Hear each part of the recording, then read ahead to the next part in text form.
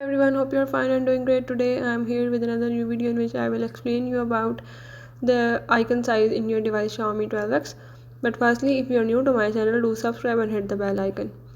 Now let's move towards our today's video. If you want to change the icon size of your apps on your home screen, you can do this as the way I am showing in this video. By this method, you can make them large and you can also make them small.